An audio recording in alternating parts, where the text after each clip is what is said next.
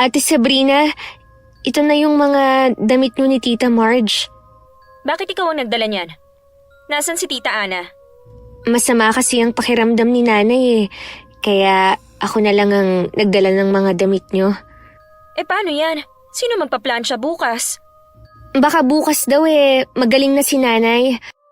Kung gusto nyo ako na lang ang magpaplansya para sa inyo bukas. Kung sakali na hindi pa kaya ni Inay, marunong naman ako Nako, baka hindi ka makapasa kay Mami. Maselan kasi yun sa mga damit Nanay mo lang talaga nakapasa sa kanya. Pilitin na lang kamong kumilos ng nanay mo bukas. Minom na lang siya ng gamot. Sige te, sasabihin ko kay Nanay. Eto ang bayad. Salamat ate. May pambili na kami ng bigas tsaka ulam mamaya.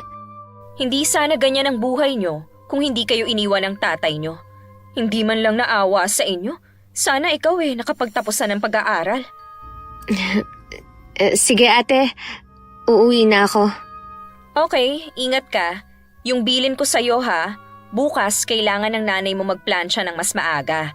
Marami-rami din kasi ang pagpaplansyahin niya. Magandang araw, Miss Gwen.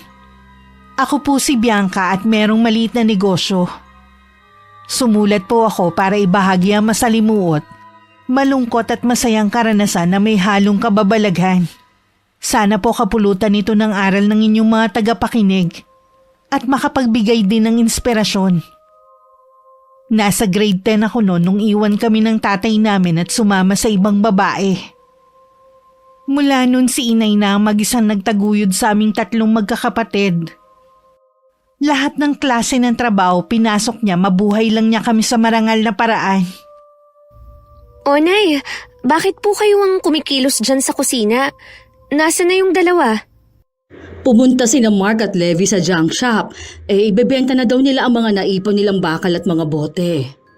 Ako na lang po dyan, Nay. Maupo na lang po kayo. Baka mabinat pa kayo Kaya ko naman. Tsaka lalo lang ako manghihina kung nakaupo at nakahiga lang ako. Ay nako, ang tigas ng ulo nyo. Ay, ito nga po pala ang pera, Nay. Bumawas na po ako ng pambili ng bigas tsaka ulam. Sabi nung dalawa, sila na lang daw ang bahala sa baon nila.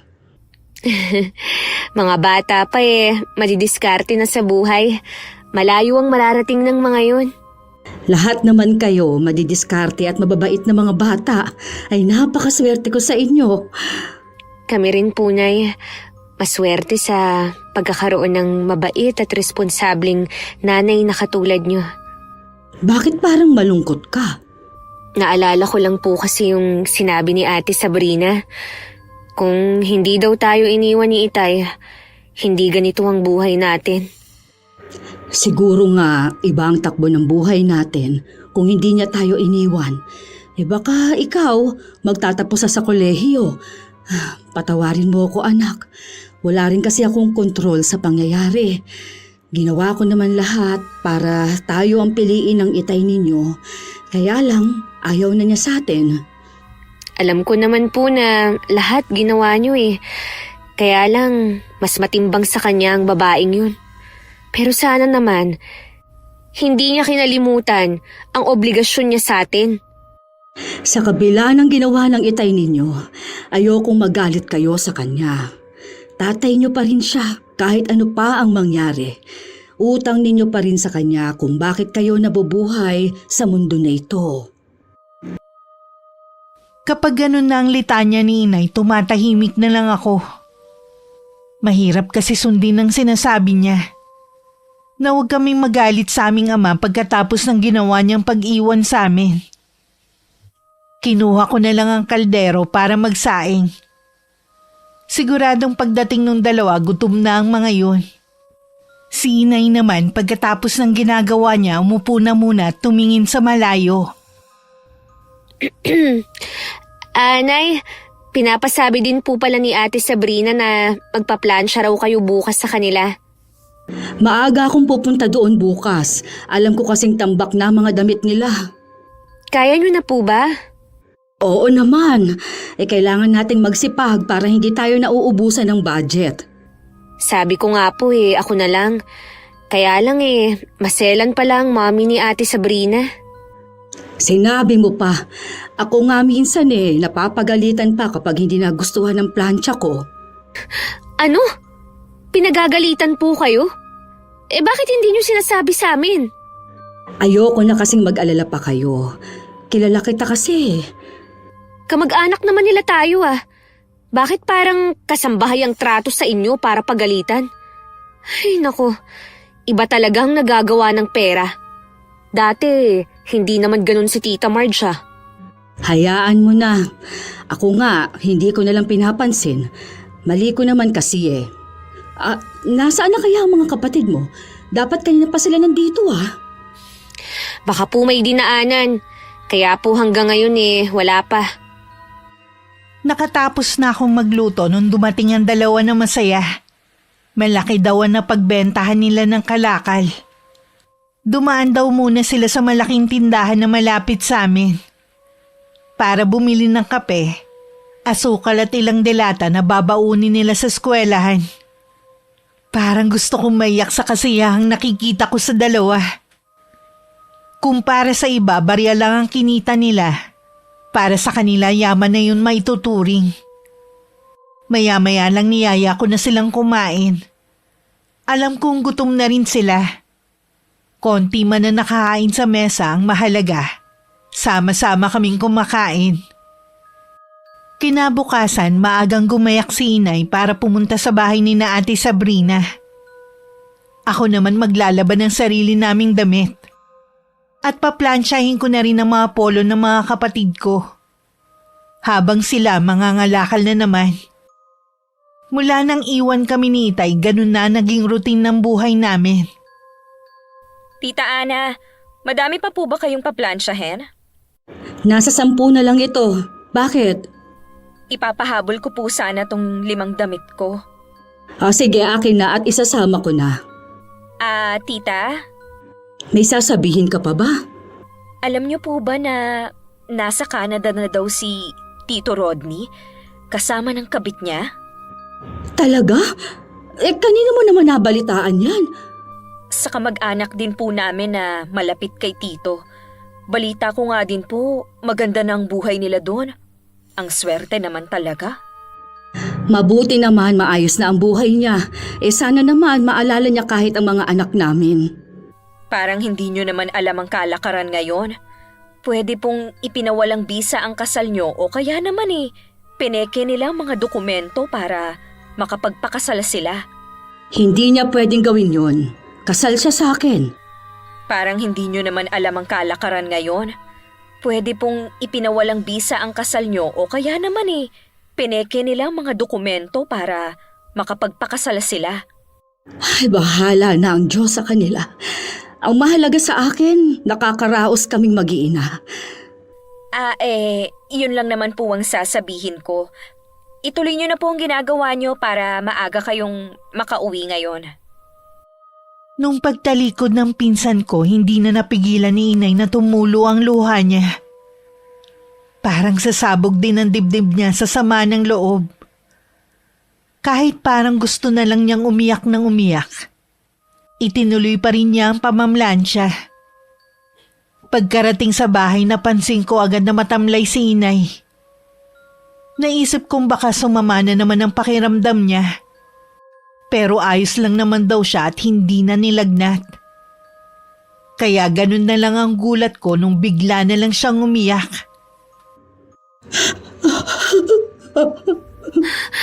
Inay, bakit po kayo umiiyak?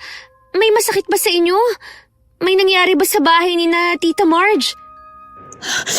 Oo, wala anak. Naawa lang ako sa sitwasyon natin. Naisip ko na sana mas magandang buhay ang maibibigay ko sa inyo. Hindi yung nagtitiis na lang kayo sa kung anong buhay na meron tayo. Naiintindihan naman po namin kayo Hindi naman po kami nagrereklamo sa kung anong meron tayo. Alam ko naman. Kaya lang hindi ko maiwasan na mainggit sa nakikita ko sa iba. Sa buhay na meron sila. Huwag na po kayong umiyak, Nay. Hindi naman po sa lahat ng pagkakataon marangyang buhay ang nagpapasaya sa tao. Ang mahalaga sa amin ng kapatid ko yung magkakasama tayo. Kung tutuusin nga po, maswerte pa rin tayo dahil may bahay tayo at nakakabili ng pagkain. Nakakapag-aral din ang dalawa kong kapatid. Hindi pa rin ako nawawala ng pag-asa na balang araw gaganda ang buhay natin. Ganyan po dapat. Huwag mawawalan ng pag-asa habang nabubuhay. Pasensya ka na anak ha. Nagiging iyakin ang nanay niyo. Ayos lang po yan, Nay. Mabuti po na nailalabas nyo. Kesa naman sa kikimkimin nyo lang sa dibdib. Mahigpit ko pang niyakap si inay. Pakiramdam ko may ibang dahilan ng pag-iyak niya. Siguro naaalala na naman niya si Itay. Noon may mga gabi ako nagigising dahil sa mga hikbi niya. Alam kong dahil yun sa tatay namin. May ilang taon na rin ang nakakalipas mula nang umiyak siya dahil sa ginawang pag-iwan sa amin ni Itay. May 1 linggo na rin ang nakakalipas mula nang umiyak si Inay. Pero iniisip ko pa rin ang dahilan niya. Nung araw na yon ako ulit ang maghahatid ng mga nilaban ng nanay ko sa bahay ni na Tita Marge. Ang pinsan ko lang ang nadatnan ko doon. Oh, ikaw ulit ang naghatid? Oo, te. May nilalabhan pa kasi si Inay Kaya ako na lang ulit ang naghatid ng mga damit na pinalabhan nyo. Tumatanggap din pala ng ibang labada ang nanay mo? Oo, sayang din kasi. Pero syempre, kayo pa rin ang priority niya. Dapat lang, no? Malaki yata kaming magbayad kumpara sa iba. Wala na siyang mahahanap na kasing galante namin. Wala yata si Tita Marge. Lagi naman siyang wala eh. Kung hindi kasama ang mga amiga niya, nasa kasino yun. Iba na talaga kapag maraming pera, no? Syempre naman, maliban sa nabibili mo ang lahat ng gusto mo, pwede ka pang mag-travel abroad. Sayang nga kayo eh. Sana kayo ang nasa Canada ngayon. Ha? Pasensya na, hindi ko maintindihan. Hindi pa ba sinabi sa'yo ng nanay mo ang tungkol sa tatay nyo? Ano ang tungkol kay Itay? Nasa Canada na siya kasama ng bago niyang pamilya. Maganda na ang buhay niya doon. Bigay ko sa yung account niya sa Facebook para ma-stalk mo. Ibang ginagamit niyang pangalan para hindi niyo siguro siya matuntun. Sige te. Namimiss ko na rin naman si Itay. Kahit sa litrato gusto ko rin siyang makita. Nako, baka maglaho yung pagkasabik mo kapag nakita mo ang mga picture nilang mag-anak sa Facebook niya. Yun pala ang dahilan ng pag-iyak ni Inay.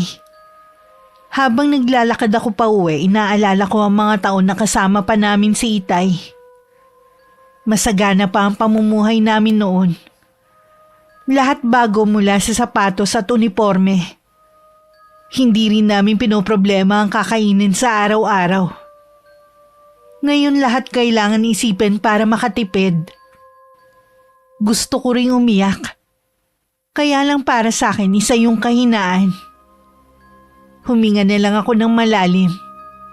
Hindi ko na rin balak banggitin kay Inay ang napag-usapan namin ng pinsan ko. Pagdating inabot ko lang kay Inay ang perang bayad sa paglalabada niya. Nagkulong agad ako sa kwarto at kinuha ang nag-iisang lumang cellphone namin na kailangan nakacharge lang lagi para hindi mamatay. Tiningnan ko ang Facebook ni Itay. Lahat ng litratong nandun larawan ng masayang pamilya. Masasabi kong maganda na ang buhay nila doon. Samantalang kami naghihirap pa rin. Saan po kayo galing, Inay? Diyan lang kina Maring Mercy. Nakipagkwentuhan po pala kayo. Oo, naiinip kasi ako sa bahay kaya lumabas muna ako para makipagkwentuhan. Maaga kaya ta ngayong umuwi. Wedding anniversary po kasi nung mga amo ko, kaya maaga nilang isinara ang tindahan. Ano po ang napagkwentuhan nyo ni na Aling Mercy? Yung anak pala niyang panganay na si Kate recruiter sa isang agency. Marami na nga raw yung napaalis eh. Parang gusto kong mag-apply kaya lang hanggang 45 lang daw. Tingnan mo nga ako anak. Kung papasa pa ba ako na 45 ang edad? Magiging totoo po ako sa inyo ha. Siguro po dahil sa hirap ng trabaho nyo, mas mukha pa po kayong matanda sa totoo nyong edad na 50. Ay, yun nga rin ang sabi ni Maring Mercy eh. Pero pwede naman daw dayain ang edad ko kung talagang desidido ako na mag-abroad. Kahit pwede pa po, hindi ko rin po kayo papayagan. Baka ako pwede pa po. Tsaka bata pa ako eh. Kakayanin ko pa po ang trabaho sa ibang bansa. Naku anak, sa Saudi kasi ang bansa na kailangan ng DH. Delikado para sa mga katulad mo. Hindi naman kaila sa atin ang nangyayari sa mga kababayan natin doon, hindi ba? Yun naman pala eh. Tapos gusto nyo pang pumunta dun. Ay nako, kayo talaga oh. Sa edad ko naman siguro na to eh. Hindi na ako para pag-interesan pa ng magiging amo ko. Paano po kung malulupit ang mapuntahan yung amo? Alam nyo naman po na swertihan lang ng pagkakaroon ng mabait na amo sa Saudi. Kesa naman kasi na ganito lang ang buhay natin. Malay mo swertihin ako. Gusto ko rin kasi kayo mabigyan ng magandang buhay. Hindi ko yun magagawa kung paglalaba lang ang trabaho ko. Kung ganun po ako na lang ang makikipagsapalaran sa ibang bansa. Ako ang magbibigay sa inyo ng magandang buhay. Ayoko anak, hindi kita papayagan. Huwag mo nang ipilit ang gusto mo. Kung ganun po hindi ko rin kayo papayagan. Mas gugustuhin ko pa po na sama-sama tayong maghirap dito. Kayo lang naman kasi ang inaalala ko. Ilang taon na lang magtatapos na sa high school ang mga kapatid mo. Alam ko, gusto rin nilang makatungtong sa kolehiyo. Ako na po ang bahala sa pag-aaral nila. Gagawa ko ng paraan. Sobra-sobra ng sakripisyo mo sa amin, anak. Pati pangarap mo, isinantabi mo para sa amin ang mga kapatid mo. Lahat po gagawin ko. Hindi ko po kayo pababayaan gaya ng ginawa ni Itay. Ay, mula ngayon anak, kalimutan na natin siya. Sigurado naman na hindi na rin niya tayo naaalala. Malamang po. Nasa Canada ba naman siya kasama ng bago niyang pamilya? Maganda na ang buhay nila doon. Habang tayo, naghihirap dito. Sinabi siguro ni Sabrina sa'yo ang tungkol sa tatay mo, ano? Nakita ko rin po sa Facebook niya ang buhay nila doon. Ayokong nasasaktan ka ng ganyan, anak. Kaya nakikiusap ako na wag mo nalang tignan ang Facebook ng ama mo. Hindi na nga po, Nay. Isang beses ko lang naman tiningnan eh. Nay, sasabihin po ba natin sa mga kapatid ko yung tungkol kay Itay? Wag na muna siguro ngayon. Hindi pa kasi nila maiintindihan. Ayoko na masaktan ng mga kapatid mo. Sige po, Nay. Wala akong sasabihin sa kanila. Para sa akin patay na si Itay. Hindi ko alam kung magagawa ko pa ba siyang patawarin balang araw. Mas lalo pa ako nagsipag para sa pamilya ko. Maliban sa pag-overtime sa trabaho ng pag-aari ng Koreano at ng Pilipina niyang asawa, ume-extra din ako sa paglilinis ng bahay ng mga kaibigan nila tuwing day off ko. Hindi ko na pinapansin ang pagod. Basta maibigay ko lang ang kailangan ng mga kapatid ko para sa pag-aaral nila. Lagi ko na lang iniisip na matatapos din ang paghihirap namin. Anak, magpahinga ka naman kahit isang beses lang. Okay lang naman po ako, Nay. Kahit kasi day off mo, nagtatrabaho ka pa rin. Kahit po kasi matagal pa, nag-iipon na ako ng pangkolehiyo nung dalawa. Sa halip na sarili mo muna ang unahin, mga kapatid mo pa talaga. Tinanggap ko na naman po na hindi na ako makakapag-aral eh. Kaya mga kapatid ko na lang po. Kapag nakatapos sila, para na rin pong ako ang nakatapos. Paano ka naman? Ayaw mo bang umasenso sa buhay? Naniniwala naman po ako na pwede akong umasenso kahit hindi ako nakapagtapos. Kailangan ko lang po ng diskarte. Alam ko magtatagumpay ka. May tiwala naman ako sa'yo eh. Sana ingatan mo pa rin ang sarili mo. Mahirap kasi ang magkasakit ngayon. Huwag po kayong mag-alala. Iniingatan ko naman po ang kalusugan ko eh. Ayoko din po na bigyan kayo ng alalahanin. Ipagluluto na lang kita ng mga paborito mong ulam para kahit papaano makabawi ako sa'yo. Salamat po, Nay. Dumating na po ba sina Mark at Levi?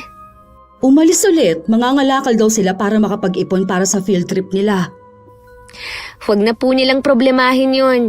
Ako na po ang bahala sa pagbabayad. Sasabihan ko sila mamaya pag uwi. Gusto talaga nilang sumama eh. Sabi pa nga kahit isa lang sa kanila ang makasama. Maranasan man lang daw ng isa sa kanila. Pareho ko po silang pasasamahin. Gusto kong maranasan nila ang hindi ko naranasan. Gusto ko hindi nila maramdaman na may kulang lagi sa pamilya natin. Hindi ko nalang sinabi na ayokong isipin nila na kaya hindi nila nararanasan ang mga bagay na meron ng iba dahil wala kaming ama. Dahil sa pagtutulungan namin magkakapamilya, natutugunan namin ang pangangailangan ng isa't isa. Mahirap pa rin pero ang mahalaga, hindi na humahapdi ang sikmura namin dahil walang makain. Pagpasok ko kinabukasan, ipinatawag ako ng mga amo ko. Medyo kinabahan pa nga ako. Dahil yun ang unang beses na pinatawag ako sa opisina. Yun pala aalokin lang ako kung gusto kong magtrabaho sa Korea. May ilang sandali din akong nakatulala at hindi alam ang sasabihin. Hanggang makauwi ako nung gabi para pa rin ako nakalutang. Bakit parang ang saya mo ngayon? Kanina po kasi, pagdating ko sa tindahan, kinausap ako ng mga amo ko. Akala ko nga po may nagawa akong mali. Iyon pala aalokin lang ako kung gusto ko raw magtrabaho sa Korea. Ha? Ano ang desisyon mo? Gusto ko po sana. Kaya lang kailangan ko pong mag-aral muna ng Korean language at malaki-laki rin po ang gagastusin ko. Ano naman sana ang magiging trabaho mo kung sakali? Sa factory po ng kapatid ng boss ko. Medyo mabigat daw ang trabaho doon. Pero sa tingin naman daw niya, kakayanin ko naman dahil bata pa ako. Mas okay sana yon kesa sa Saudi. Kaya lang mapapalayo ka naman sa amin. Nay, alam niyo naman po na lahat gagawin ko alang-alang sa inyo. Nag-offer nga po ng tulong ang mag-asawa Kaya lang nahihiya po ako. Kung talagang desidido ka na, pwede naman akong mangutang sa mga kamag-anak natin dito. Baka po ang ibig niyong sabihin kamag-anak ni Itay. Pareho na rin yun. Sa tingin ko po, Nay, alam na nila noon pa kung nasaan si Itay at ang panluloko niya sa inyo. Pero dahil kamag-anak nila, pinagtatakpan lang nila. Kailan ko lang po nalaman na matagal na nila tayong hindi itinuturing na kapamilya. Pinaplastik lang nila tayo kapag kaharap. Nagkukunwari na mababait. Alam ko naman yun, pero nakikisama lang naman ako sa kanila Naalala niyo pa po ba nung huling inimbita nila tayo bilang bisita? Noong kasama pa natin si Itay. Ngayon, kaya lang kayo pinapupunta dahil kailangan nila ng tagahugas. Kahit papaano naman kasi nakakatulong sila sa atin. Huwag niyo po sanang kalilimutan na pinagtatrabahuhan niyo kung ano man ang pabor na ibinibigay nila sa atin. Wala po tayong utang na loob sa kanila. Sa ngayon, wala talaga tayong magagawa kundi magpakumbaba at sumunod na lang. Wala naman tayong kakayanan na tumayo sa sarili natin mga paa. Alam ko naman po kung bakit nakikisama pa rin kayo sa kanila Umaasa pa rin kasi kayo na babalikan tayo ni Itay. Malabo na ho yun. Kaya wag na kayong umasa pa. Masaya na siya sa bago niyang pamilya. Huwag kang mag-alala, Iha. Mula nung sabihin sa akin ng pinsan mo ang tungkol sa ama mo, pinatay ko na rin sa puso ko ang pag-asa na balang araw mabubuo muli ang pamilya natin. Mabuti naman po at natauhan na rin kayo. Dahil ayoko nang magkaroon ng utang na loob sa pamilya ni Itay kung sa kanila kami hihiram ng pera, tinanggap ko na lang ang tulong ng mga amo ko. Sila muna ang nagbayad para makapag-aral ako ng Korean language ng 3 buwan. Ibinabawas na lang nila yun sa sahod ko. Mahirap man ang sitwasyon namin dahil kailangan na namang maghigpit ng sinturon. Lahat tinitiis ko. Dahil alam kong magbubunga din ng maganda ang pagsusumikap namin. Hindi ako makapaniwala na hawak ko na ang certificate ko, Nay. Ay, masaya ako para sa'yo, anak. Koonti na lang. Maaabot mo lang mga pangarap mo. Ano nga pala ang sunod na gagawin mo? Makakaalis ka na ba agad ngayong hawak mo na yan? Hindi pa po, Nay. Kailangan ko pa po ng passport at mga requirement na kailangan kong ipasa. Marami pa po akong aasikasuhin. Madami palang proseso, ano? Opo, pero kakayanin natin to. Tatanggap pa ako ng ibang labahin para makatulong sa gastusin mo, anak. Huwag nyo lang pong aabusuhin ang katawan nyo, ha. Ayoko po na magkakasakit kayo. Oo naman, siguradong matutuwa mga kapatid mo sa ibabalita mo. Sobra-sobra din po ang pasasalamat ko sa mga amo ko. Sila ang naging daan para magkaroon ako ng pagkakataon na makapagtrabaho sa ibang bansa. Isasama ko lagi sila sa mga dasal ko. Sana pagkalooban sila ng masagana at masayang buhay. Hindi naging madali ang ginawa kong pag-aasikaso sa mga dokumento. Bawat lakad ko kailangan ng pera. Mabuti na lang laging nakaalala yung mga amo ko. Sabi naman nila kapag nandun na ako, ang 1 buwan na sahod ko kasya ng pambayad sa mga utang. Nangako naman ako sa kanila na ipapadala ko agad ang una kong sahod. Dahil sa pagtitipid ko sa sarili ko, humina ang katawan ko at nagkatrangkaso. Mabuti na lang po tapos ko nang asikasuhin ang lahat ng kailangan sa pag-a-apply. Oo nga. Itong oregano na may honey ang inumin mo. Baka hiyang ito sa'yo kesa sa gamot. Kailangang gumaling na ako bago pa ang schedule ng medical ko. May awa ang Diyos, gagaling ka na rin. Basta't kumain ka lang para mabawi mo ang ilang araw na pagod at gutom na naranasan mo, ha? Opo, Nay. Kahit wala nga po akong ganang kumain inuubos ko ang pagkain na ibinibigay niyo.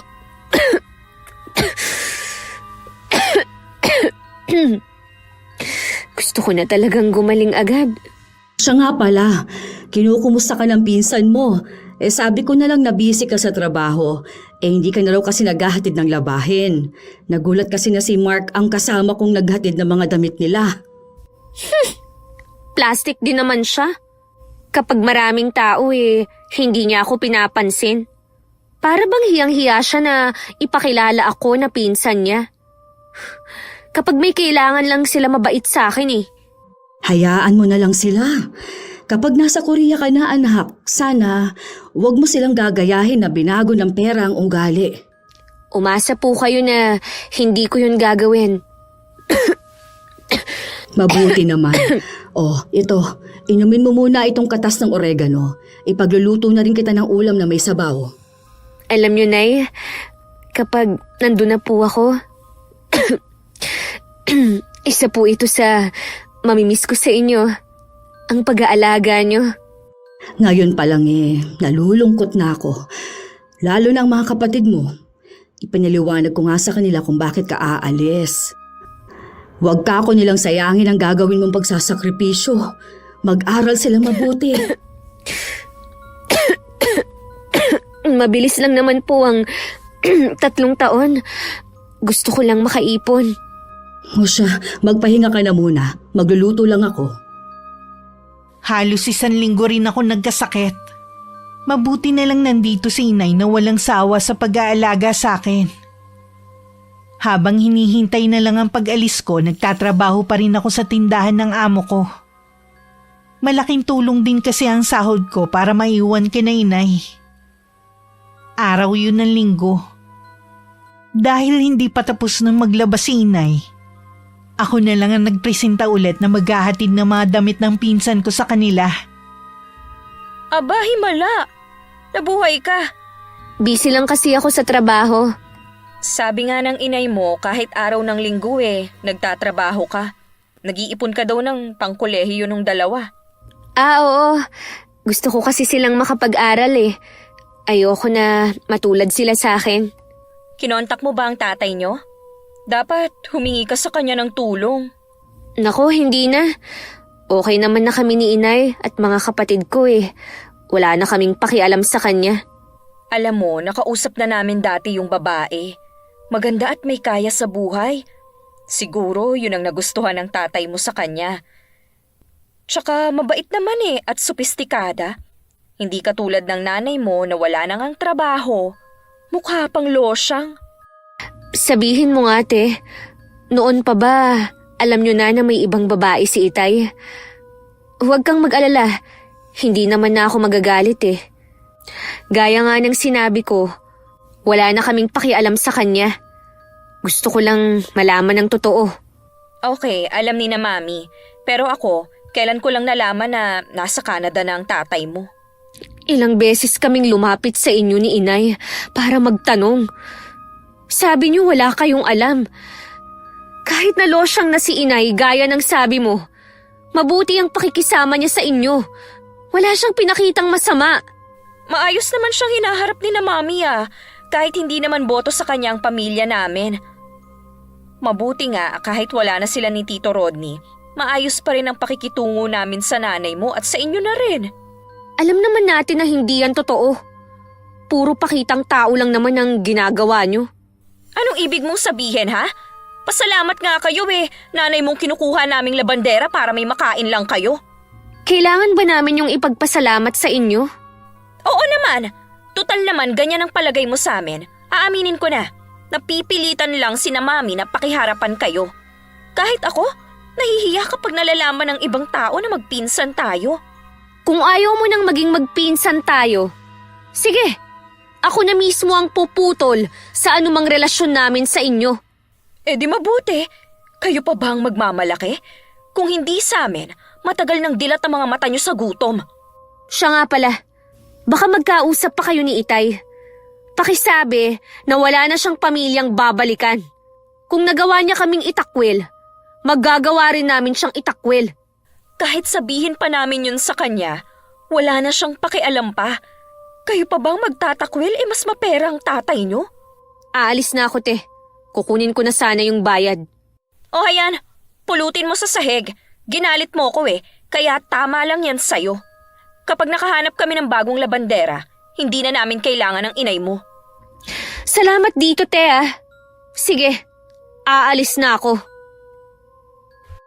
Hindi na ako naiyak at nakaramdam ng awa sa sarili ko sa ginawang yun ng pinsan ko. Siguro naubos na rin ang lahat ng luha ko. Pinatigas na rin ang puso ko dahil sa mga nalaman ko. Pagdating sa bahay, sinabi ko naman kay inay ang lahat. Kahit siya nalungkot. Dahil kumpirmasyon lang ang sinabi ng pinsan ko sa hinala ko noon pa. Kayo po na yung magdesisyon kung plano nyo pa po na maglabada sa kanila. Sabi naman ni Ate Sabrina, kapag nakahanap sila ng bago, tsaka kanila papalitan. Titigil lang ako kapag nakahanap na sila ng bago. Hanggang sa huli, pakikitaan ko pa rin sila ng mabuti para wala silang masasabi sa atin. Alam nyo, Nay, hindi ko alam kung martir ba kayo o sadyang mabait lang Sa totoo lang anak, parang manhid na ako sa sakit. Ay, konting tiis na lang po, Nay. Makakaahon din po tayo sa kinasasadlakan natin. Hindi na nila tayo pwedeng maliitin. Alam ko, may tiwala kami sa iyo ng mga kapatid mo. Aayon din sa atin ang swerte. Opo, Nay. Siya nga po pala, may konti akong pera dito. Lumabas naman tayo kahit sa park lang Gusto ko lang kayong makasama. Oo ba? Siguradong matutuwa ang mga kapatid mo. Matagal na rin naman nang huli tayong lumabas sa pamilya. Yun na rin ang huling beses na nakasama ko ang pamilya ko sa pamamasyal. Nung tumawag kasi ang agency ko, ilang araw lang nakaalis na ako. Hindi na rin ako nagpahatid sa airport. Maliban kasi sa kapos kami sa pera, baka panghinaan rin ako ng loob. Hindi naging madali ang buhay ko sa Korea. Isa sa matinding kalaban ko ang kagustuhan kong makasama ang pamilya ko. Walang gabi na hindi ako umiiyak. Hindi kasi ko sanay na malayo ka na, inay. Sa umpisa nahirapan talaga akong mag-adjust sa pakikisama sa pagkain at klima. Maraming beses din ako nagkasakit. Pero alang-alang sa pamilya ko, nilabanan ko lahat. Hindi rin ako nakapagpadala agad nun kay inay dahil nagbabayad pa ako ng utang. Nung regular na ako nakakapagpadala, pinatigil ko na si inay sa paglalabada niya. Meron pa po ba kayong sasabihin? Nako tita, baka babali kayo ha. Wala po akong extra dito. Yan lang ang iniwan sa akin ni Mommy. Hindi naman ako babale. Magpapaalam na kasi ako sa inyo na hindi na ako makakapaglaba. Ha? Bakit naman po? Gusto kasi ni Bianca na tumigil na ako at magpahinga na lang muna. Ilang beses na rin kasi ako nagkakasakit. Ayaw niyang lumala pa ang karamdaman ko. Mahirap po maghanap ng katulad nyo. Sinubukan naman po namin dati na maghanap, kaya lang hindi nga nakapasa kay Mami. Lalo na sa pamamalansya. Pasensya ka na, Iha. Kailangan ko rin kasing isipin ang kalusugan ko. Hindi naman na ako bumabata. Ayoko naman na maging pasanin pa sa mga anak ko. Ewan ko lang kung papayagan kayo ng Mami. Kahit naman hindi niyo ako payagan, titigil na rin ako. Pasensya na talaga. Hindi ko na rin talaga kaya. Hindi niyo naman siguro gugustuhin na kayo ang magpagamot sa akin kung sakali man. Naku, kilala ko po si Mami. Hindi yun maglalabas ng perang pampagamot sa inyo. Yun naman pala eh. Kaya po bang sustentahan ni Bianca ang pangangailangan yung 3? Oo naman. Kaya naman niya. Sige po, sasabihin ko na lang kay Mami. Baka meron kayong mairerekomenda na katulad yung mahusay. Magtatanong ako sa mga kakilala ko. Sige po, kapag may nahanap kayo, samahan nyo na lang dito sa bahay o di kaya text nyo na lang sa akin. Alam nyo naman ang number ko, hindi ba? Oo. Sige, aalis na ako ha. Nasa labas kasi ang 2 kong anak at hinihintay ako. Ganun ba? Mukha pong may lakad kayo ha. Ngayon ko lang po napansin na nakapang-alis kayong damit. Nakasapatos pa talaga kayo ha. Meron nga. May pinagagawa kasi si Bianca. Kami na lang ang mag-aasikaso. Sige po tita. Ingat na lang po kayo. Salamat, Iha. Totoo kayang may sakit siya? Para kasing iba yung aura niya eh. Parang ang saya niya. Nung araw na yun, maghahanap ng bahay na pwedeng upaan si inay. Ang bahay kasi namin na tinitirhan marami ng sira at tagpi-tagpi lang. Gustuhin ko man ipaayos, hindi na lang. Hindi naman kasi sa amin ang lupang kinatitirikan nun, kundi sa pinsan ni Itay. Bago ko umalis nun, ilang beses na rin nagsabi ang tiyuhin ko na ibebenta na ang lupa. Nung gabi nakachat ko si inay. Sinabi niyang may nahanap na sila. Malapit daw sa lahat at hindi mahirap sumakay.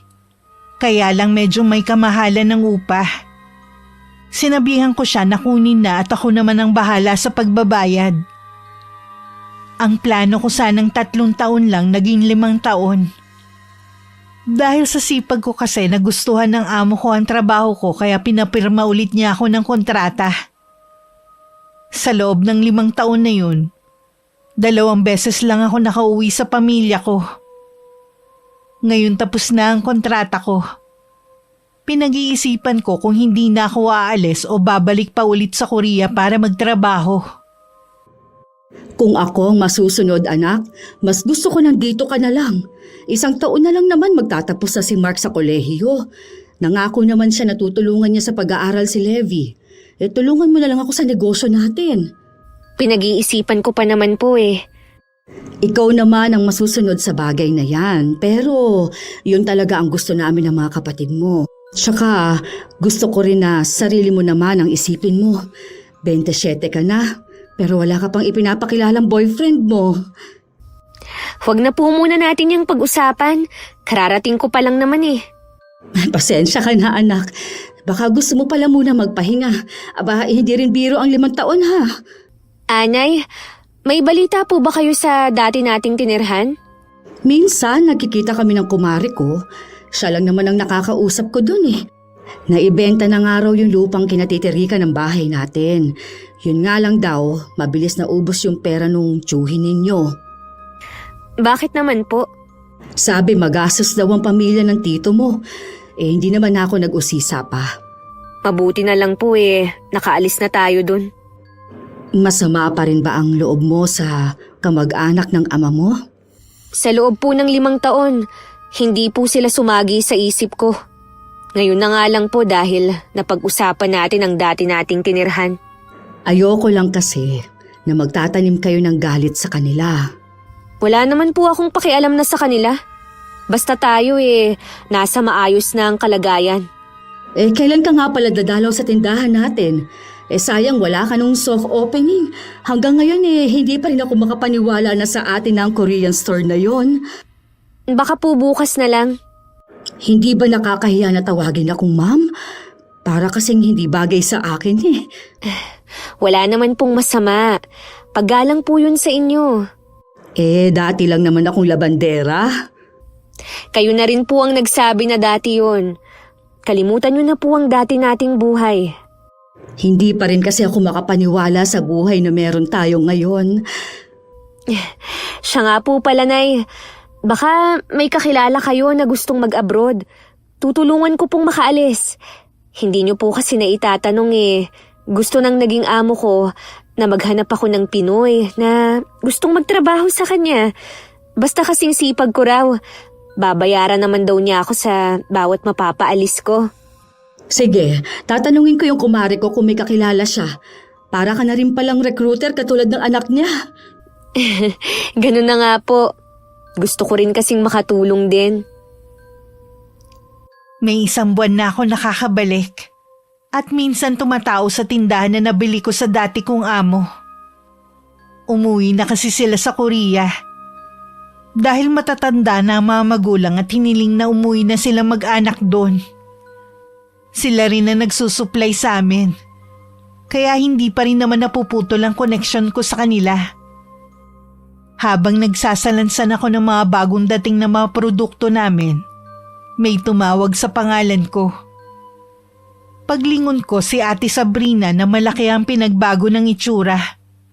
At napansin ko na malaki ang tiyan niya. Sabi na nga ba ikaw yan Ate Sabrina? Ikaw pala. Kumusta na? Ayos naman. Malapit na akong manganak sa panganay ko. Ang laki nga ng tiyan mo. Dito ka pa rin pala nagtatrabaho. Tagal mo na dito, di ba? Siya nga pala, saan na kayo nakatira? Mula nung umalis kayo sa amin wala na kaming naging balita sa inyo. Malapit lang dito ang bahay namin. Minsan nga, nilalakad ko lang Okay nga yun para tipid sa pamasahe.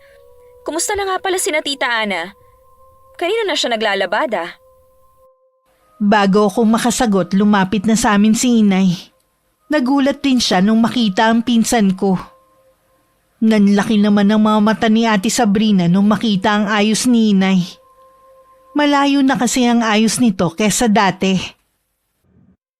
Sabrina? Ikaw pala? Tita Ana? Kayo po ba yan? Ang ganda po ng ayos nyo ngayon hindi ko kayo nakilala. Salamat Iha.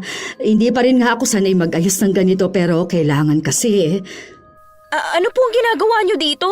Namimili rin po ba kayo? Hindi. Araw-araw talaga akong nandito dahil kami ang may-ari ng tindahan na to. Ano po? Kayong may-ari nito? Paano po nangyari yun? Nabili na ng anak ko ito sa dati niyang amo. Ang ibig ko pong sabihin, saan po kayo kumuha ng pambili? Kinatigan din kami ng swerte, pinsan. Bilog talaga ang mundo, no? Hindi sa lahat ng oras kami ang laging nasa ilalim. Oo nga, may kasama nga pala ako. Baka hinahanap na ako. naghihintay siya sa labas eh. Tsaka na lang tayo magkwentuhan ulit. Oo ba? Ingat ka ha? Kayo din. Sige po, tita. Masaya ako na nakita ko kayo ulit. Ay, parang mapapaanak siya sa pagkabigla. Napansin ko nga rin po yun eh. Akala niya hanggang ngayon, labandera pa rin kayo. Kapag ganoon ka na kasing nakilala ng tao, gusto nila hanggang sa huli ganoon ka pa rin nila makikilala. May kailangan pa po ba kayo, Nay? Kaya kayo lumapit? Tatanungin lang sana kita kung ano ang gusto mong pagkain para sa tanghalian. Kahit ano po, hindi naman po ako nagbago ng mga kinakain eh. O sige, ako nang bahala magpa-deliver. Ilang araw lang nakalipas, bumalik ulit sa tindahan si Ate Sabrina. Wala ako nun kaya si Inay lang ang naabutan niya. Tinawag niya muna ang isang tauhan para maging cashier. Habang kinakausap niya ang pinsan ko sa loob ng opisina. Ang ganda naman ng opisina nyo, tita. Kahit maliit lang. Hindi naman talaga to opisina, kundi pahingahan lang. Kapag tanghali kasi, gusto kong natutulog. Ay, teka, ano nga palang gusto mong inumin? Kahit ano po, wala po yata si Bianca. Wala. Inaasikaso niya yung mga aplikante na nag-a-apply. Oh, eto na ang juice mo. Salamat po, tita. Ang ibig niyo pong sabihin recruiter po si Bianca? Saang bansa naman po? Sa Korea, bilang factory worker. Nagustuhan kasi siya nung boss niya nung nandun siya, kaya gusto nito na siya maghanap ng mga ipadadala doon, tapos babayaran na lang siya. Doon po pala siya galing. Kaya po pala bigla kayong nawala noon. Ay, hindi rin biro ang pinagdaanan namin noon. Nagkautang-utang kami para lang makaalis siya. Malaki naman po kasi ang kailangan kapag nagtrabaho ka sa Korea. Ang alam ko po kailangan pang mag-aral ng Korean language. Oo, pati yon inaral niya. Nagkasakit na nga siya noon dahil sa pag-aasikaso sa mga kailangan niya. Wala po kasi akong nabalitaan kaya hindi ko alam na nag-abroad siya. Hihingi nga sana kami ng tulong sa inyo kaya lang ayaw ni Bianca. Dahil po ba sa tatay niya? Oo. Masama ang loob niya dahil sa mga nalaman. Pasensya na kayo kung pinili namin na lumayo. Masyado kasi kaming nasaktan. Simula pa pala noon alam na ninyo ang tungkol sa panloloko ni Rodney. Sila mami lang naman po ang nakakaalam noon. Bago ko lang po yun nalaman nung sabihin ko sa inyo. Kalimutan na natin yun, Iha. Tapos na naman na yun. Maayos na ang buhay namin ngayon at wala na akong mahihiling pa. Hindi lang po maayos ang buhay nyo ngayon. Mayaman na po kayo. Hindi naman. Dininig lang ng Panginoon ang mga dasal namin. May kinakasama po ba kayo ngayon? Wala, Iha. Hindi naman yan pumasok sa isip ko kahit noon pa. Kontento at masaya na ako sa mga anak ko.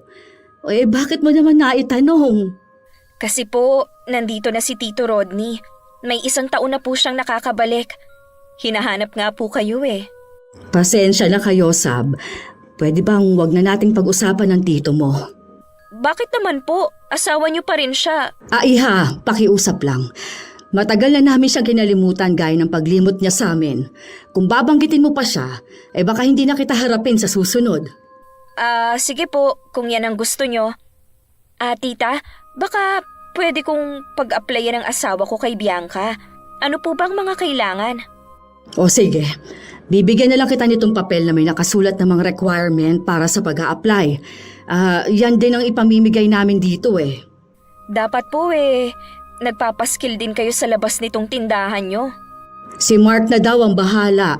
Baka mamaya ay dumaan siya dito pagkagaling niya sa university. Nakapag-aral din pala sina Mark at Levi. 1 taon na nga lang magtatapos na si Mark.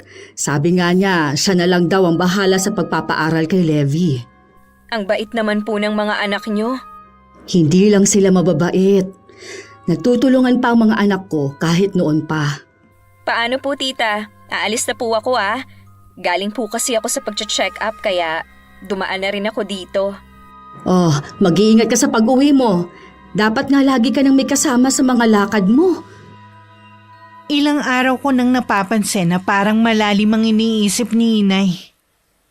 Nung tanungin ko naman ang dalawa kong kapatid, wala naman daw silang alam na problema nito. Iniisip ko na baka may sinabi ang pinsan ko sa kanya. Nung hindi na ako nakatiis, kinausap ko na siya. Nay, may problema po ba kayo? Wala naman, iha. Bakit mo naman naitanong? Ang lalim kasi lagi ng iniisip nyo nitong mga nakaraang araw. Iniisip ko lang yung tindahan natin. Nararamdaman ko po na meron kayong hindi sinasabi sa akin. May kinalaman po ba si Ate Sabrina? Baka po kasi meron pa siyang sinabi sa inyo maliban sa pag-a-apply ng asawa niya. Hindi ko kasi alam kung paano ko ito sasabihin sa'yo eh. Kinumpirma din ito ng kumari ko doon sa atin. Na ano po?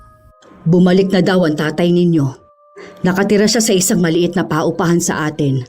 Mag-isa na lang siya at hiwalay na sila nung kabit niya. Ganun po ba? Iniisip ko lang kung ano kaya ang nangyari sa kanya. Nag-aalala pa pala kayo sa kanya. Mahal niyo pa po ba si Itay? Hindi na, iha. Nabigla lang akong malaman na nakabalik na siya. At nagtataka din syempre sa nangyari sa kanya. Tama nga ang sabi nila, kusang nawawala ang pagmamahal, lalo na matinding sakit ang ibinigay sa iyo ng taong minahal mo. Kung bumalik po siya rito at hiwalay na sila ng kabit niya, malamang po hindi naging maganda ang buhay niya sa Canada. Ganun na nga. Oo nga pala, nabanggit sa akin ng kumari ko na matagal na palang naghihirap ang pinsan mo. Katunayan nga niyan, construction worker lang nakapangasawa at tambay lang pala ngayon. Paano po ang pang-araw-araw nilang gastos? May maliit daw na sari-sari store ang tita Marge mo at doon nila kinukuha ang panggastos nila. Ganun ba katagal ang 5 taon? Ang dami na kasing nangyari sa kanila eh. Di ba, lulong naman sa sugal ang tita mo. Baka doon naubos ang pera nila. Alam niyo, Nay, hindi ko alam pero hindi ako naaawa sa kanila. Namanhid na yata ako at nawalan na ng pakiramdam. Dahil may sama ka pa rin ang loob sa kanila, nakinikim-kim mo lang. Siguro nga po. Tama si inay. May galit pa rin ako sa pamilya ni Itay. Lalo na kay Ate Sabrina. Hanggang ngayon, sariwa pa rin sa akin ang huli naming pag-uusap. Kung paano niya inihagis ang pera sa sahig na bayad sa paglalabada ni inay. Nung magkita ulit kami, muli na nung balik ang sakit na ibinigay nila sa amin. Ilang araw nang inuubos si inay. Kaya pinagpahinga ko muna siya sa bahay. Tanghali nun kaya wala masyadong customer. Nang biglang dumating si Ate Sabrina, todo ang ngiti niya habang palapit. Hi! Sana hindi ako nakakaabala sa'yo. Hindi naman. Siya nga pala, wala si inay. Hindi naman siya ang sadya ko, kundi ikaw. Kukumustahin mo ba yung tungkol sa pag-a-apply ng asawa mo? Oo, sana. Kailangan muna niyang mag-aral ng Korean language. Hindi ba pwede na hindi na lang siya mag-aral noon? Ang mahal din kasi ng bayad eh. Mura na nga yun kung tutuusin eh. Tsaka kailangan kasi yun eh. Paano ba ang ginawa mo noon? Nangutang lang din ako dahil wala naman kaming pagkukunan. Ibinabawas lang ng amo ko sa sahod ko. Halos wala nang matira sa akin eh. Mabuti na lang, madiskarte ang mga kapatid ko. Kaya kahit papano nakakaraos kami. Nabanggit nga ng inay mo yan. Nakakabilib naman kayo kung paano kayo nakaahon. Hindi talaga ganun kadaling mag-apply sa abroad. Kailangan ng lakas ng loob at determinasyon. Oo nga, pera lang talaga ang problema namin. Sa katunayan nga, wala pa kaming pera sa panganganak ko. Baka ma-CS pa ako dahil sa maliit ang sipit-sipitan ko. Dapat napaghandaan nyo yan. Yun kasing tiyahin natin sabi pahihiramin ako. Hindi naman pala. Naghahanap nga ako ng pwedeng mautangan din eh. Sa totoo lang, sa panahon ngayon, Mahirap nang makahanap ng mauutangan. Oo nga eh. Akala mo mga hindi babayaran. Marami naman kayong mapiperang kamag-anak, di ba? Subukan mong mangutang sa kanila. Mga kamag-anak natin sila. Pasensya ka na ate ah. Hindi ko na sila itinuturing na kamag-anak. Grabe ka naman. Dahil ba sa nagbago na ang katayuan niyo sa buhay? Dahil noon pa man hindi na nila kami itinuring na kamag-anak. Eh paano yan? Nakabalik na ang ama niyo. Hindi niyo ba siya dadalawin man lang? May sakit siya ngayon at mag-isa lang sa inuupahan niya. Nakalimutan mo na ba? Siya ang unang nang iwan sa amin. Pinabayaan niya kami. Sana maisip mo na tatay mo pa rin siya. Hindi tama na kalimutan niyo na lang siya. Wala na akong pakialam sa kanya. Pasensya ka na ah. Marami pa akong gagawin. O sige, aalis na ako ha. Hindi ko nagustuhan ang sinabi ng pinsan ko. Porke ba maayos na ang buhay namin, obligasyon na namin si Itay. Akala yata nila ganun lang kadali kalimutan ng trauma na ibinigay nila sa amin. Kahit kailan hindi mabubura ang ginawa niya kahit ama pa namin siya. Ito naman pinsan ko, bida-bida rin. Akala niya madadaan niya sa pangungonsensya niya. Bigla tuloy sumakit ang ulo ko. Tinawagan ko na lang ang kapatid kong si Mark para dumaan sa tindahan. Para sila na lang ni Levi ang magsara. Nagbilin lang ako sa isang tauhan namin na uuwi na ako. Nagtaka naman si inay kung bakit maaga ako umuwi. Sinabi ko biglang sumakit ang ulo ko. Binanggit ko rin na galing dun si Ate Sabrina. Di ba niya sinabi sa'yo? Ang nabanggit lang po niya tungkol sa asawa niya. At kay Itay. Ay, nangihiram kasi siya sa akin eh. Halagang 100,000. Gagamitin daw niya sa panganganak. Ano? Ang laki naman ng inuutang niya. Saan naman sila kukuha ng pambayad? Ang sabi ko nga, binibigyan mo lang ako. Wala ka ako kung hawak na ganong kalaking halaga. Hindi po siya magsasabi sa akin dahil nagpahaging na ako sa kanya na mahirap pagpautang sa panahon ngayon. Alam mo ba, kausap ko ang kumari ko kanina. Hindi ko alam kung anong iisipin ko. Sabi niya, lagi ka daw ipinagtatanggol sa Sabrina laban sa mga kamag-anak niya na hindi maganda ang sinasabi laban sa'yo. Naku, Nay. Nagbabait-baitan lang yun dahil may kailangan. Tingnan nyo, kapag hindi natin naibigay ang gusto niya, kung ano-ano na naman ang sasabihin niya sa atin. Malay mo naman, bumait na talaga dahil wala na silang pera. Hindi po ako naniniwala sa kanya. Di, hindi natin siya pahihiramin ng pera. Kawawa naman yung bata sa tiyan niya. Alam nyo naman po na konti na lang ang pera ko Inilagay ko na po sa negosyo ang iba. Naiintindihan ko naman yun. Akala kasi nila ang dami nating pera. Nay, nakakaluwag-luwag na po tayo. Pero hindi pa tayo ganun kayaman para utangan nila. Tsaka kapag pinagbigyan nyo siya, sunod-sunod na ang iba na mangungutang sa atin. Ako na lang ang bahala magpaliwanag sa kanya. Nagchat na lang si inay kay Ate Sabrina na hindi ako pumayag na maglabas ng pera para ipautang sa kanya. Hindi naman daw sumagot ang pinsan ko. Lumipas ang mga araw, hindi na to nagparamdam. Kahit sinabi ni inay na baka nagtampo, pinagkibit balikat ko lang yun. Matulin na lumipas ang mga araw. Dahil friend ni inay ang pinsan ko sa Facebook, nakikita niya ang mga post nito. Doon din namin nalaman na nakunan pala siya. Sinabi po ba niya sa post kung bakit siya nakunan? Hindi kawawa naman. Alam ko 8 buwan na yung tiyan ng pinsan mo. Siguro, hanggang doon na lang ang buhay ng sanggol na yun. Huwag na po kayong magpa-apekto sa nangyari sa kanya. Hindi ko lang kasi maiwasan na malungkot para sa kanya. Sana naman okay na siya ngayon. Siya nga pala, Nay. Nabanggit nyo na makikipagkita kayo sa kaklase nyo nung high school, di ba? Bakit hindi nyo na lang doon ituon ang atensyon nyo? Iniimbita niya kasi ako sa kasal ng anak niya.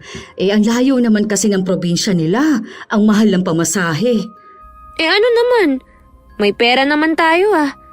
Sige na po, pumayag na kayo para makapagbakasyon din kayo.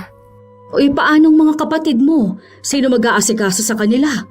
Ako na po ang bahala sa kanila. Sige na nga. I-chat ko na ang kaibigan ko. Matagal na rin kaming hindi nagkikita. Mabuti na lang nahanap niya ang Facebook ko. Gusto ko po na mag-enjoy lang po kayo sa buhay.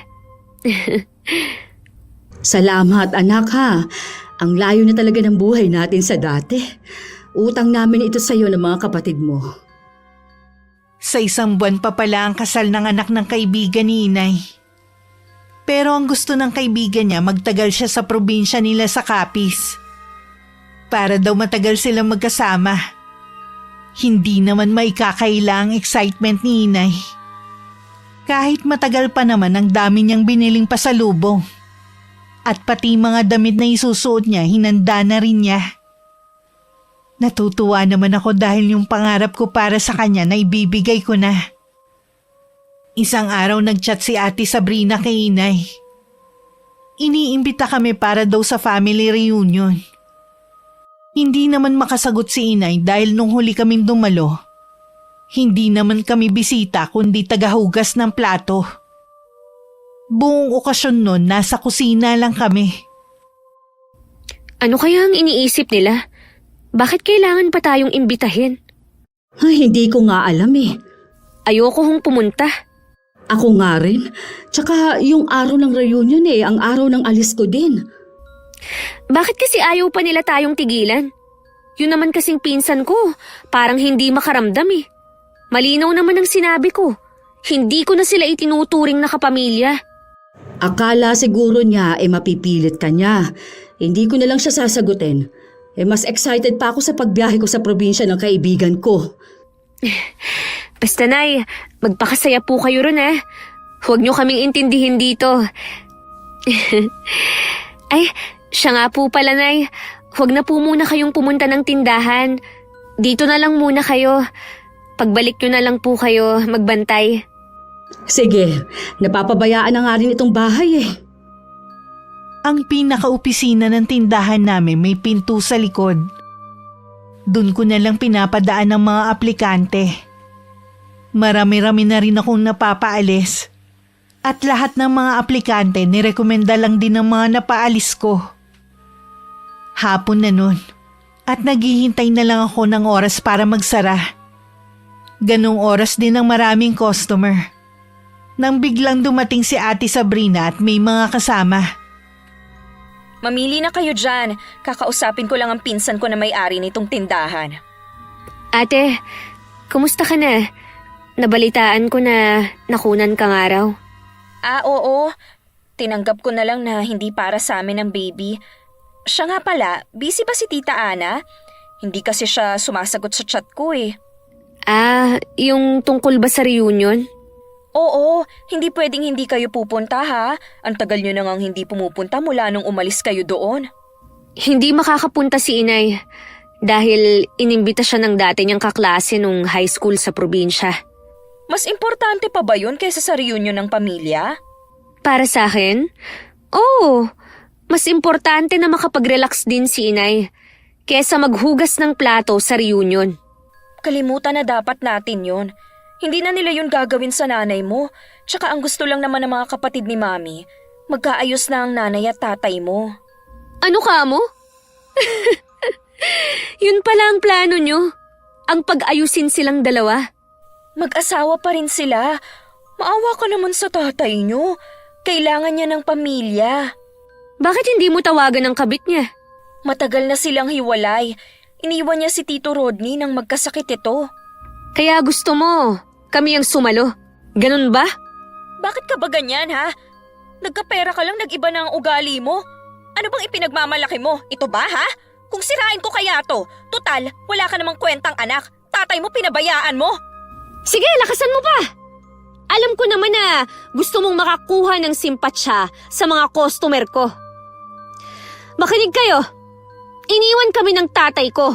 Sumama siya sa kabit niya at pumunta sila ng Canada. Habang nagsasaya sila ron, naghihirap naman kami. Araw-araw, problema namin kung saan kami kukuha ng makakain. Hindi na ako nakapagtapos ng pag-aaral dahil sa hirap ng buhay namin noon. Tumigil ka na! O bakit ako titigil? Inumpisahan mo eh. Pwes, itutuloy ko. Itong babaeng nasa harapan ko ngayon, pamangkin ni Itay. Simula pa lang, alam na nila ang kalokohan ng ama ko. Pero pinagtakpan lang nila. Bakit? Kasi napapakinabangan pa nila si Inay. Ginagawa nilang utusan. Mabuti pa aalis na kami. Ngayon na maganda na ang buhay namin, gusto nila na kupkupin namin si Itay. Dahil iniwan na ng kabit at may sakit na ngayon.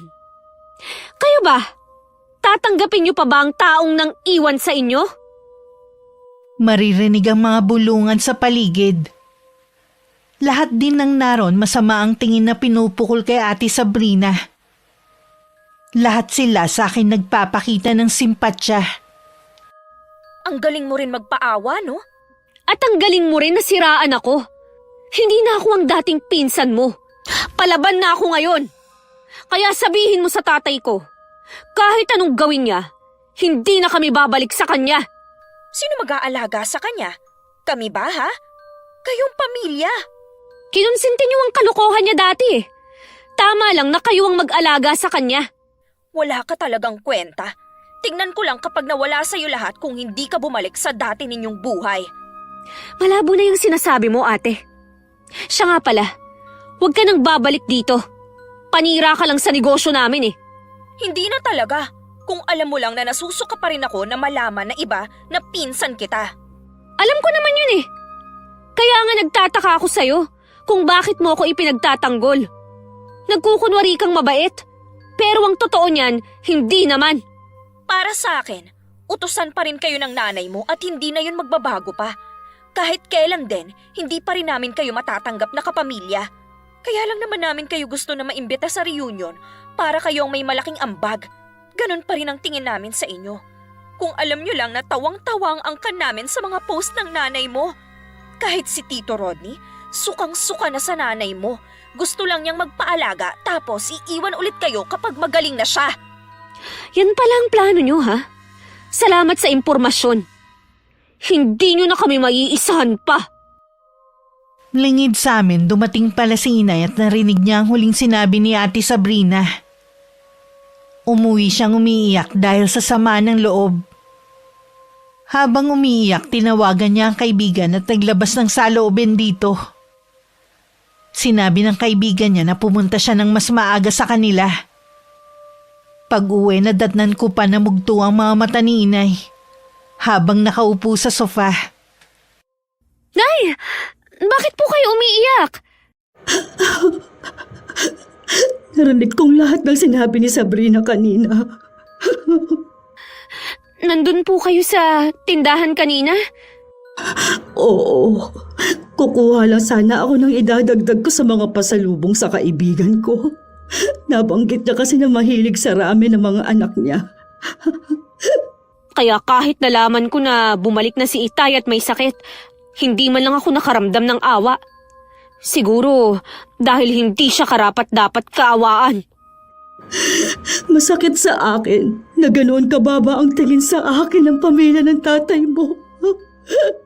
Pati siya, ganun lang din ang gusto. Malinaw na ang interes lang ng Itay ninyo. Ang buhay na meron tayo. Ngayon po, tuluyan na natin siyang ibabaon sa limot. Lahat sila, kailangan na nating kalimutan. Oo, anak. Siya nga pala. Maaga akong pinapupunta ng kaibigan ko. Naglabas kasi ako ng saloobin sa kanya. Mas makabubuti daw na doon na lang muna ako sa kanila. Kailan po ang alis nyo? Sa makalawa na. Nang mga oras na yun, galit naman na kinumpronta ni Itay ang pinsan ko. Nalaman kasi niya kay Tita Marge ang ginawa ni Ate Sabrina. At mga sinabi sa akin. Wala ka nang silbi, perwisyo ka pa! Wala po kayong karapatan na pagsalitaan ako ng ganyan. Si Mami nga hindi ako sinasabihan ng ganyan eh. Totoo naman. Bakit kailangan mo yung sabihin kay Bianca? Totoo naman kasi na yun ang plano ninyo. Pati ako kinuntsaba nyo para lumapit sa mag-iina ninyo. Sinabi ko naman sa inyo, noon pa na wala nang amor sa inyo mga anak at asawa nyo. Dapat hindi mo pa rin sinabi. Hinayaan mo na lang sana. Malay mo lumambot din ang puso nila. Hindi ko na rin kasi napigilan ang sarili ko eh. Ang yabang kasi ng anak nyo, akala mo kung sino na. Sana nagtimpi ka na lang. O kita mo, lalo tayong nawalan. Kayo na lang po ang lumapit sa kanila. Baka nga po kapag nakita nila kayo, baka magbago ang isip nila. Ganun na nga ang gagawin ko. Pupunta ako sa tindahan nila. Sana noon nyo pa ginawa, hindi yung ako pa talaga ang ginamit nyo. Ang hirap kaya makipagplastikan at magpanggap na mabait, lalo na kay Bianca. Malakas ang pakiramdam ng babaeng yon. Kaya dapat, galingan nyo ang pag-arte sa harapan niya. 3 araw nang nakakaalis si Inay. At abala naman ako sa tindahan maging sa pag-aasikaso sa mga aplikante. Kasalukuyan akong nasa opisina at nagpapahinga nang tawagin ako ng tauhan namin. May isang matandang lalaki daw ang naghahanap sa akin. Ang pakilala nito, tatay ko raw siya. Hindi ko na sana siya haharapin pero nagwawala daw yun. Sinabi kong papasukin sa opisina ko pero tumanggi daw yun. At gusto sa labas kami mag-usap. Akala mo yata, hindi ko alam ang plano mo ha? Sige, tingnan natin kung sino ang mapapahiya sa atin. Inayos ko muna ang sarili ko bago lumabas. Dahil lunch break na, binigyan ko ng pera ang mga tauhan ko at pinalabas ko muna. Bago ko binilinan na isara muna ang tindahan. Sa harapan naroon na matangkad na lalaki. Naghihintay.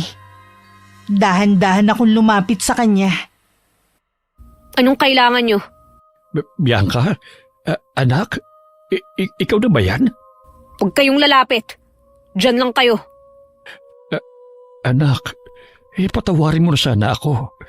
Matagal ko na kayong hinahanap ng mga kapatid mo. Para po ano? Perahan? Ama niyo pa rin ako. Gusto ko mabuo muli ang pamilya natin. May pamilya na po kayo, di ba? Wala na kami. Kayong pinili ko. Kaya nga ako umuwi eh. Pabayaan nyo na lang po kami.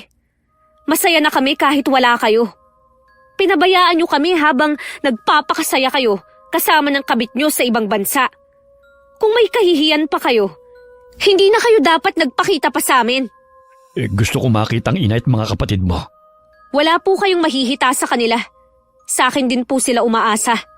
Hindi mo na ba talaga ako mapapatawad, anak? Hindi na po kahit kailan. Hindi rin naman ako naniniwala na talagang nagsisisi na kayo. Kilala ko ang mga tulad nyo. Tama nga ang pinsan mo. Mahirap kang paamuin. Sa ayot sa gusto mo, tatay niyo pa rin ako. At obligasyon niyo na kupkupin ako. Kasal pa rin kami ng nanay mo. Saan po ba kayo humuhugot ng kakapalan ng mukha? Mamili ka. Ipapupulis kita dahil sa pag-abandona niyo sa akin o magbibigay kayo ng pera. Ako pa talaga ang tinakot nyo, ha? Kayo itong nang iwan sa amin noon. Tapos ngayon, inuobliga mo ko na tulungan ka? Wala akong pakialam kung iniwan ko kayo ng mga bata pa kayo. Hindi niyo naman ako masisisi dahil gusto ko rin maranasan ang maginhawang buhay. Puro na lamang sa inyo na pupunta ang sahod ko. Wala namang silbi ang nanay niyo eh. Hindi man lang makaisip na magtrabaho para makatulong sa akin. Si Inay ang nag-aasikaso sa amin at sa inyo. Tapos sasabihin nyo na walang silbi? Kung tutusin, utang mo pa rin sa akin kung ba't ganyan ang buhay mo eh. Kung hindi ko kayo iniwan, hindi ka magsusumikap para mayahan ng nanay at mga kapatid mo sa hirap. Ibang klase rin kayong mag-isip, no? Lahat kayo ng pamilya mo, ganyan. Mabuti na lang pala, nakawala na sa inyo si Inay. Kalimutan na natin ang nakaraan. Buuin uli natin ang pamilya. Buo na po ang pamilya namin. Kung tatanggapin ka pa namin, masisira lang to ulit. Talaga palang matigas ang ulo mo. Gusto mo bang ipahiya kita sa maraming tao, ha? Yang katigasan ng ulo mo ang magpapahamak sa'yo. Bigla namang lumabas si Ate Sabrina. Ngising-ngisi ito na lumapit at tumabi kay Itay. Blanco pa rin ang ekspresyon ng mukha ko habang nakatingin sa kanila. Huwag kang papayag, Tito, na hindi ka makinabang sa tindahan nila. Aba, may pera na sila samantalang ikaw, nagtitiis sa maliit na paupahan. Isirain ko tong tindahan nito kapag nagmatigas ka. Gawin niyo ang gusto niyong gawin. Hinahamo mo talaga ako, ha? Wala kang kwentang anak. Katulad ka ng nanay mo. Dapat sa inyo gumapang ulit sa hirap. Tatay mo ko. Magagawa mo kong tiisin? Sige, pare-pareho na tayo mawalan. Ano, magmamatigas ka pa ba, ha? Pasalamat ka nga dahil tinatanggap namin kayo na kapamilya. Di ba nanay mo wala nang kamag-anak? Mas gugustuhin ko pa nga na walang kamag-anak. Mas tahimik ang buhay namin. Sige, magmatigas ka pa. Anong gagawin niyo sa bakal na yan? Manood ka kung anong gagawin ko sa pinagyayabang mong tindahan. Bago pa ako makapagsalita, nagawa ng hampasin ni Itay ang mga salamin ng tindahan. Nung makapasok siya sa loob, lahat ng mga produktong naroon sinira niya. Pinaghahampas niya ng tubo ang lahat ng naroon. Nakakuyom lang ang kamay ko habang nakatingin sa ginagawa ni Itay. Tawa naman ng tawa ang pinsan ko. Ilang sandali lang tumigil na rin si Itay. Kasabay ng pagdating ng mga pulis. Nagulat na lang ang dalawa nang lapitan sila para hulihin. Bianca, bakit pati ako kasama? Nagtatanong ka pa talaga, ha? Bakit ako hinuhuli nyo? Ako ang ama ni Bianca. Bitiwan nyo ako. Wala kayong karapatan na hulihin ako. Ama ako ng may-ari ng tindahan na yan. Makukulong ka dahil sa ginawa mong pagsira sa negosyo ko. Ikaw ang ipakukulong ko. Nagawa ko lang naman yun dahil ayaw mo akong tulungan. Wala ka pa rin karapatan na sirain ang hindi mo pinaghirapan. Ikaw pa rin ang mapapaya sa bandang huli. Tandaan mo yan! Tsaka lang ako napaiyak nang mag-isa na lang ako nakatingin sa mga nasira. Sa isang iglap nawasak ang mga pinaghirapan ko. Dahil sa walang pusong ama na meron ako.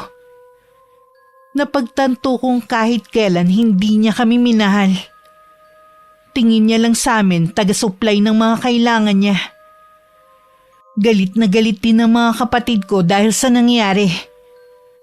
Gusto nilang sugurin si Itay pero pinigilan ko sila. Ayoko makagawa sila ng masama. Dahil alam kong sila din ang magdurusa sa bandang huli. Tinawagan ko din si Inay.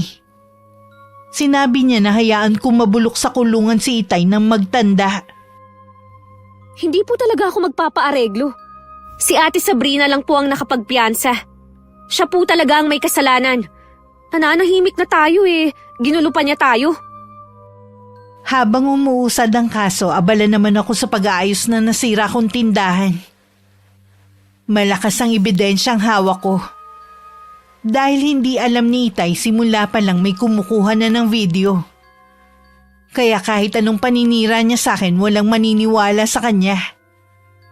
Hindi sa lahat ng pagkakataon laging sa magulang ang simpatsya ng mga tao. At hindi sila ang laging tama. Kumusta po ang bakasyon? Ay, ang saya-saya anak. Ayoko pa nga sanang umuwi kaya lang inaalala ko kayo. Tinapos ko lang talaga ang araw ng kasal. Pasensya na po kayo kung nabitin ang bakasyon niyo, ha. Pwede pa naman po yata kayong bumalik eh. Sabi nga ng kaibigan ko, balik daw ako kahit anong oras at isama ko kayo. Sige po, Nay.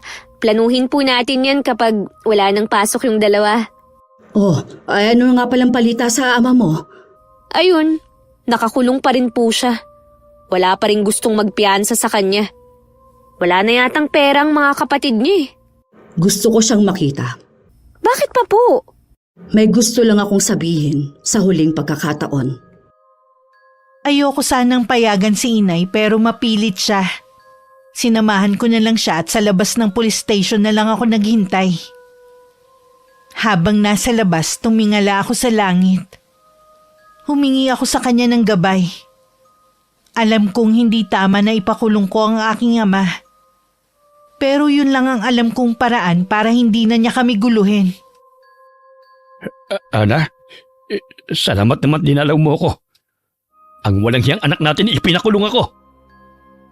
Papiyansa mo na ba ako? Gusto ko na talaga makalabas dito eh. Humanda sa akin ang Bianca na yon. Mag-asawang sampalang ibibigay ko sa kanya. Ikaw ang walang hiya mula pa noon. Tama lang na mabulok ka dyan. Anong ibig mo sabihin? Hindi mo ko mapiyansahan? Asawa mo ako eh. Yung walang kwenta nating anak ang dapat nandito, hindi ako. Pagkatapos sa mga ginawa mo, si Bianca pa talaga ang gusto mong makulong dyan. Dapat lang. Dahil ayaw akong tulungan ng anak natin. Mabuti nga kahit maginhawa ang buhay nyo. Ako nagtitiis sa gutom sa inuupahan ko. Baka nakakalimutan mo, mas matindi pang naranasan namin dahil sa'yo. Kaya tama lang na magdusa ka. Kahit bali-baliktaran mo man ang sitwasyon, mag-asawa pa rin tayo. Naaalala mo pa ba si Lira?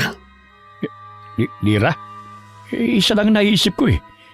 Yung naging kaklase mo nung high school na pinagbintangan ng mangkukulam ang ina. Sabay yung tinutukoy mo. Totoong mangkukulam ang nanay niya. At sa kanya ipinamana ang libreta na naglalaman ng itim na karunungan. Bakit mo sinasabi sa akin yan? Nagkita kami pagkatapos ng ilang taon. Sa isa nila ako nagbakasyon ng ilang araw. Huwag mong sabihin na humingi ka sa kanya ng tulong. Oo, pinakulam ko si Sabrina. At ikaw naman ang susunod kapag pinilit mong lumabas dito. Ang sama mo. Ngayon na lang ako naging masama. Dahil na rin sa iyo at sa pamangkin mo. Nanahimik na lang sana kayo at pinabayaan kami. Ana, nakikiusap ako. Ilabas mo na ako rito. Ayoko sa lugar na ito. Hindi ako bagay dito. Tapos ang anak mo ang gusto mong mapunta dyan? Hindi na. Ayoko rin siya mapunta rito. Sige na naman, Ana. Maawa ka sa akin. Ayoko makulong. Kung iuurong namin ang demanda, tanggapin mong sumpa na igagawad sa iyo ng kaibigan kong si Lira. Ayoko. Huwag mo naman sa akin gawin to. Kaya nga binibigyan kita ng pagkakataon na mamili. Dito o gusto mo pang lumabas? Dito na lang ako. Kahit papaano'y buhay pa ako. Mabuti naman. Sa wakas, matatahimik na rin ang buhay namin. Sinalubong ko na si inay nung makita ko siya na palabas na. Halata sa kanya na masaya siya. Nahawa na rin ako sa mga ngiti niya kahit hindi ko pa alam kung bakit siya masaya. Ano nangyayari sa akin? Bakit nagkakaganito ang itsura ko? Mommy! Jess! Tulungan niyo ako! Nung pumasok si Tita Marge, maging siya napasigaw sa gulat. Pati ang asawa ng pinsan ko parang napaho na sa kinatatayuan. Bakas din sa mukha nito matinding pandidiri sa kanya. Huwag niyo naman akong tingnan ng ganyan. Tulungan niyo ako, hindi ko alam ang nangyayari sa akin.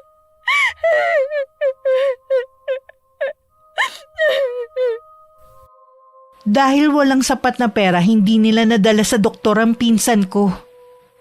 Isang albularyo ang pinatawag nila.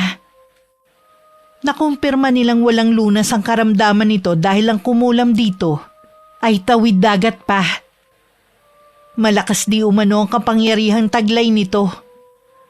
Kahit ang albularyo walang nagawa para pagalingin siya. Siguro parusa na to sa akin. Sa dami ng mga nagawa kong kasalanan. Hindi ko na maalala kung sino sa kanila ang pwedeng gumawa nito sa akin. Iniwan na rin ako ng asawa ko dahil ang pangit ko na. Tinanggap na lang ng pinsan ko ang mapait niyang kapalaran. Bihira na lang siyang lumabas ng bahay kung hindi rin lang sa simbahan siya pupunta. Madalas kasi siyang makaranas ng panunukso sa mga bata. At maging sa mga matatanda dahil sa naging itsura niya. Tumutulong na lang siya sa mami niya. Na mula nung maghirap natuto ng dumiskarte sa buhay. Nung galing siya sa simbahan, naisipan niyang dumaan sa tindahan ko. Papasok pa lang ako noon nung may makita akong alin na balot ng tela ang buong muka. Napansin ko agad ang magaspang niyang balat na parang natuyong sugat. Gusto niyo ho ba ng makakain? Tara ho sa loob. Hindi na. Salamat na lang. Huwag ho kayong mahiya. Ako po ang may-ari ng Korean store na yan. Pasok kayo para mabigyan ko kayo ng pagkain. Bakit ang bait mo pa rin? Teka, parang pamilyar sa akin ang boses mo ah. Ate Sab! Ako nga. Dinala ko muna sa opisina si Ate Sabrina para makapag-usap kami ng maayos. Iyak siya ng iyak kaya hinayaan ko muna. Ang laki ng ipinagbago ng itsura niya. Pasensya ka na ha. Naging iyakin na talaga ako mula nung maging ganito ang itsura ko. Kung hindi mo mamasamain, pwede bang malaman ang nangyari sa'yo? Sabi ng albularyo, may kumulam sa akin at wala ang lunas ang sakit ko dahil tawid dagat daw ang gumawa nito sa akin. Ganun ba? Pasensya ka na ate ah. Hindi ko alam kung paano kita matutulungan. Ayos lang. Hindi naman ako pumunta dito para humingi ng tulong. Gusto ko lang sanang humingi ng tawad sa'yo. Sorry kung sa kabila ng kabaitan mong ipinakita sa akin, hindi ako naging totoo sa'yo. Kalimutan na natin ang lahat. Matagal na kitang napatawad. Sa dami ng blessings na dumadating sa amin ng pamilya ko, wala nang puwang sa puso ko ang magalit. Mabait kasi kayo kaya lalo pa kayong pinagpapala ng Panginoon natin. Ano nga pala ang pinagkakaabalahan mo ngayon? Sa bahay lang ako, tumutulong kay Mami. Lumalabas lang ako kapag pumupunta ako sa simbahan. Ate, aalukin sana kita ng trabaho. Kung okay lang. Gusto ko sana kaya lang baka matakot naman ang mga customer mo sa itsura ko.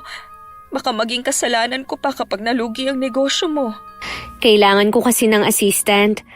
Sa dami kasi ng aplikante, hindi ko na maasikaso lahat eh. Dito ka lang naman sa opisina eh. Oo, gusto ko yung trabaho. Kayang-kaya kong gawin yan. O paano? Tanggap ka na. Pwede ka nang mag-umpisa bukas. Salamat Salamat sa'yo. Binigyan mo ko ng pagkakataon na makapagtrabaho. Maranasan na maging normal ulit ang buhay. Hindi ko sasayangin ang pagkakataon na ibinigay mo sa akin. Kahit si inay natuwa dahil binigyan ko ng trabaho si Ate Sabrina. Kumbinsido rin siya na nagbago na ito. Pero hindi si Itay, na puro kapahamakan pa rin ang hangad para sa amin.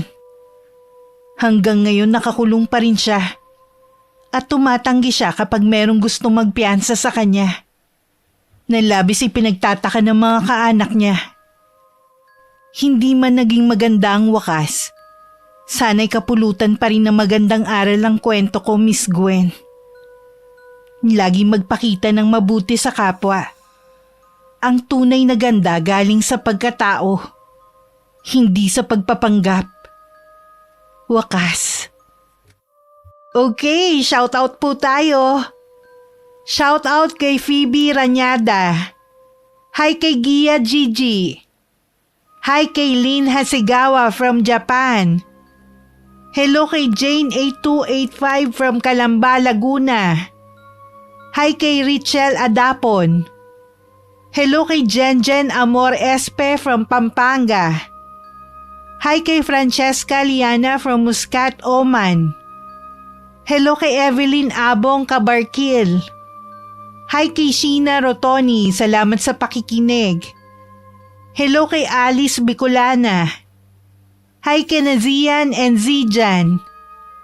Hello kay Miss Ami Yong, ingat po palagi ma'am. Hi kay Boom Yun Channel. Hello kay Maria Kada from Dubai.